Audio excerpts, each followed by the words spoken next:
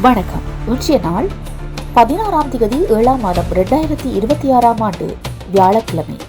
செய்திகளை வாசித்து வழங்குவர் தாட்சாயினி விமல்ராஜ். மலேசிய தமிழின் பிரதான செய்திகள். முதலில் தலைப்புச் செய்திகள். இலங்கையில் டெங்கு நோயாளர்கள் 72,000 கடந்துள்ளனர். அமெரிக்க டாலருக்கு எதிராக இலங்கை ரூபாய் வீழ்ச்சி. இலங்கையின் முதலாவது AI உதவியுடனான ரோபோ அறுவை சிகிச்சைகள். பாடவாரியாக 30,000 ஆசிரியர்களை நியமிக்க திட்டம். அமுலுக்கு வந்த இந்தியா பிரித்தானிய தடையற்ற வர்த்தக ஒப்பந்தம்.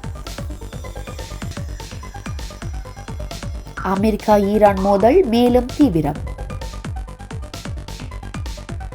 மியான்மர் கடலில் படகுகள் கவிழ்ந்து 500க்கும் மேற்பட்டோர் காணாமல் போனதான அச்சம். இங்கிலாந்தை வீழ்த்தி உலகக்கோப்பை இறுதிப் போட்டிக்கு அர்ஜென்டினா. தொடர்வது விரிவான செய்திகள். முதலில் தாயக செய்திகள். 2026ஆம் ஆண்டு தொடக்கம் முதல் இதுவரை இலங்கையில் 72,430 டெங்கு நோயாளர்கள் பதிவாகி உள்ளனர். ஜூலை 15 அன்று மட்டும் 1,195 புதிய நோயாளர்கள் கண்டறியப்பட்டுள்ளனர். ஜூலை மாதத்தின் முதல் 15 நாட்களிலேயே 17,051 பேர் பாதிக்கப்பட்டுள்ளனர். நோய் வேகமாக பரவி வருவது தெரிய வருகிறது. மேல் மாகாணம் மிகவும் பாதிக்கப்பட்டுள்ளது. அங்கு 38,160 நோயாளர்கள் பதிவாகி உள்ளனர். நாடு முழுவதும் இதுவரை 49 டெங்கு மரணங்கள் ஏற்பட்டுள்ளன. வீடுகள், பாடசாலைகள் மற்றும் வேலைத்தளங்களில் தேங்கிய நீரை அகற்றுவது மிகவும் அவசியமாகியுள்ளது. காய்ச்சல், கடுமையான தலைவலி, உடல்வலி அல்லது வாந்தி போன்ற அறிகுறிகள் இருந்தால் உடனடியாக மருத்துவரை ஆலோசனையை பெற வேண்டும். இலங்கை மத்திய வங்கியின் ஜூலை 16ஆம் தேதிக்கான விகிதப்படி ஒரு அமெரிக்க டாலரின் விற்பனை விலை 341.08 ஆகவும் கொள்வனவு விலை 331.67 ஆகவும் பதிவாகியுள்ளது. முந்தைய நாளில் விற்பனை விலை 340.92 ஆக இருந்தால் ரூபாவின் மதிப்பு சிறிதளவு குறைந்துள்ளது. ரூபாய் மதிப்பு தொடர்ந்தும் குறைந்தால் எரிபொருள், மருந்துகள், உணவுப் பொருட்கள் மற்றும் தொழில்துறை மூலப்பொருட்கள் போன்ற இறக்குமதி பொருட்களின் செலவு அதிகரிக்கலாம். வெளிநாட்டிலிருந்து பணம் அனுப்புபவர்களுக்கு அதிக ரூபாய் கிடைக்கக்கூடும். ஆனால் நாட்டிற்கு பொருட்களின் விலைகள் உயரும் அபாயமும் உள்ளது. கொழும்பில் உள்ள அரசு அறுவை சிகிச்சை மருத்துவமனையில் இலங்கையின் முதலாவது செயற்கை நுண்ணறிவு உதவியுடனான ரோபோ அறுவை சிகிச்சைகள் மேற்கொள்ளப்பட்டுள்ளன. 2 நோயாளர்களுக்கு சிகிச்சை செய்யப்பட்டன. அவற்றில் ஒன்று 50 வயதில் உள்ள பெண்ணின் கர்ப்பப்பையை அகற்றும் சிகிச்சை, மற்றொன்று சிக்கலான சிறுநீரக அறுவை சிகிச்சை ஆகும். ரோபோ தனது அறுவை சிகிச்சை செய்து மருத்துவர் ஒருவர் கட்டுப்பாட்டு அமைப்பிலிருந்து ரோபோ கரங்களை இயக்குகின்றார். மருத்துவரின் கையசைவுகளை மிகவும் துல்லியமாக ரோபோ செயல்படுத்துகிறது. இதனால் சிறு வெட்டுக்கள், குறைந்த இரத்த இழப்பு, தொற்று அபாயம் குறைவு மற்றும் விரிவான குணமடைதல் போன்ற நன்மைகள் கிடைக்கலாம். இருப்பினும் இதன் செலவு மற்றும் பொதுமக்களுக்கு கிடைக்கும் அணுகல் பற்றிய விவரங்கள் இன்னும் தெளிவாக அறிவிக்கப்படவில்லை.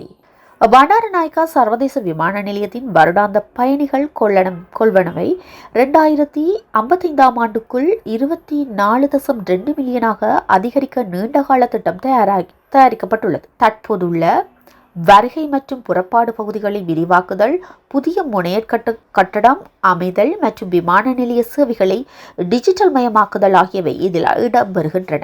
சில முக்கிய கட்டுமான பணிகளை 2027ஆம் ஆண்டுக்குள் நிறைவு செய்ய அரசு இலக்கு வைத்துள்ளது. இந்த திட்டம் நிறைவேறினால் பயணிகளின் நெரிசல் குறைவதுடன் சுற்றுலாத்துறைக்கும் வர்த்தகத்துக்கும் உதவலாம். அதேவேளை ஜனாதிபதி இந்த திட்டங்கள் வரி செலுத்தும் மக்களுக்கு மேலதிக சுமையாக மாறக்கூடாது என வலியுறுத்தியுள்ளார்.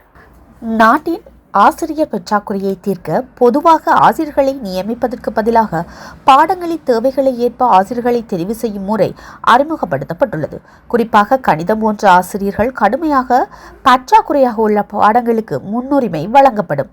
2026ஆம் ஆண்டு முடிவுக்குள் 30,000 ஆசிரியர்களை நியமிக்க திட்டமிடப்பட்டுள்ளதாக அமைச்சர் தெரிவித்துள்ளார். மே மாதம் நடைபெற்ற போட்டித் தேர்வின் பட்டதாரிகள் உட்பட சுமார் 1,80,000 பேர் கலந்து கொண்டுள்ளனர். விடைத்தாள்களை மதிப்பீடு பணி இறுதிக்கட்டத்தில் உள்ளது. இந்த திட்டம் முறையாக நடைமுறைப்படுத்தப்பட்டால் தேவையுள்ள பாடசாலைகளுக்கு உரிய பாட ஆசிரியர்களை கிடைக்க வாய்ப்புள்ளது. தொடர்வது இந்திய செய்திகள். இந்தியா மற்றும் பிரித்தானியாவுக்கு இடையிலான சேட்டா வர்த்தக ஒப்பந்தம் ஜூலை 15 முதல் நடைமுறைக்கு வந்துள்ளது. இதன் மூலம் இந்தியாவில் தயாரிக்கப்பட்டுள்ள சுமார் 99% ஏற்றுமதி பொருட்களுக்கு பிரித்தானியா சந்தையில் சுங்கவரி இல்லாத அல்லது குறைந்த வரி அணுகல் கிடைக்கும். இதனால் ஆடை, காலணி, நகை, கடலுணவு, பொறியியல் பொருட்கள், விவசாய பொருட்கள் மற்றும் சிறு தொழில் தயாரிப்புகளில் ஏற்றுமதி அதிகரிக்க வாய்ப்புள்ளது. இந்திய நிறுவனங்களுக்கு பிரித்தானியா சந்தையில் போட்டியிட இது உதவும். அதே சமயம் இரு நாடுகளுக்கு இடையிலான முதலீட்டு வேலைவாய்ப்புகளும் அதிகரிக்கும் என எதிர்பார்க்கப்படுகிறது. தொடர்வது உலகச் செய்திகள். ஈரானின் துறைமுகங்கள் மீது அமெரிக்கா மீண்டும் கடற்படை தடையை அமுல்படுத்தியதை தொடர்ந்து ஈரானின் இராணுவம் மற்றும் ஏவுகணை நிலைகள் மீது புதிய வான்வழி தாக்குதல்கள் நடத்தப்பட்டுள்ளன. ஈரானின் முக்கிய துறைமுக நகரமான பந்தார் அப்பாஸ் உள்ளிட்ட இடங்கள் தாக்கப்பட்டதாக அமெரிக்க இராணுவம் தெரிவித்துள்ளது. இதற்கு பதிலாக ஈரான், பஹ்ரைன் மற்றும் குவைத் பகுதிகளில் உள்ள அமெரிக்க இலக்குகளை நோக்கி ஏவுகணைகளை மற்றும் ட்ரோன்களை ஏவியுள்ளது. உலகின் எண்ணெய் விநியோகத்தின் மிகவும் முக்கியமான ஹார்முஸ் நீரிணை வழியாக செல்லும் கப்பல்களின் எண்ணிக்கையையும் குறைத்துள்ளது. மோதல் தொடர்ந்தால் உலகளாவிய எண்ணெய் விலையும் போக்குவரத்து செலவும் அதிகரிக்கும் அபாயம் உள்ளது. மியான்மர் கடற்பகரைக்கு அருகில் அகதிகள் மற்றும் பொதுமக்களை ஏற்றிச் சென்ற 2 படகுகள் கவிழ்ந்திருக்கலாம் என ஐக்கிய நாடுகள் அமைப்புகளின் தெரிவித்துள்ளது. அவற்றில் பயணித்த 500க்கும் அதிகமானவர்கள் உயிரிழந்திருக்கலாம் அல்லது காணாமல் போயிருக்கலாம் என அச்சப்படுகிறது. உள்நாட்டு போர், பாதுகாப்பின்மை மற்றும் பொருளாதார நெருக்கடி காரணமாக மியான்மரிலிருந்து பலர் ஆபத்தான கடல் பயணங்களை மேற்கொண்டு வருகின்றனர். மீட்பு பணிகள் மற்றும் உயிரிழந்தவர்களின் சரியான எண்ணிக்கை தொடர்பான தகவல்கள் இன்னும் முழுமையாக உறுதிப்படுத்தப்படவில்லை. தொடர்வது விளையாட்டுச் செய்திகள். 2026 ஈஃபா உலக கோப்பை அரையிறுதியின் அர்ஜென்டினா 2-1 என்ற கோல் கணக்கில் இங்கிலாந்தை வீழ்த்தியது. 55வது நிமிடத்தில் ஆந்தோனி கோர்டன் கோல் அடித்து இங்கிலாந்துக்கு முன்னிலை வழங்கினார். ஆனால் 85வது நிமிடத்தில் என்சோ பெர்னாண்டஸ் சமநிலை கோல் அடித்து பின்னர் கூடுதல் நேரத்தில் லவ்டாரோ மார்டினஸ் வெற்றி கோலை பெற்றார். இரு கோல்களுக்கும் லியோனல் மெஸ்ஸி முக்கிய பங்களிப்பு வழங்கினார். இதன் மூலம் அர்ஜென்டினா இறுதிப் போட்டியில் ஸ்பெயினை எதிர்கொள்ள உள்ளது.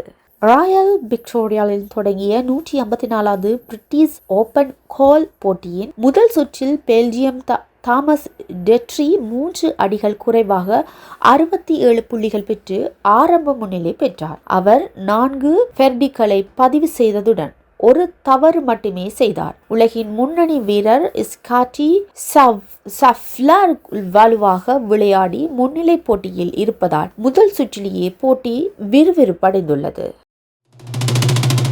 இத்துடன் பனேசியா தமிழின் பிரதான செய்திகள் நிறைவு பெறுகிறது.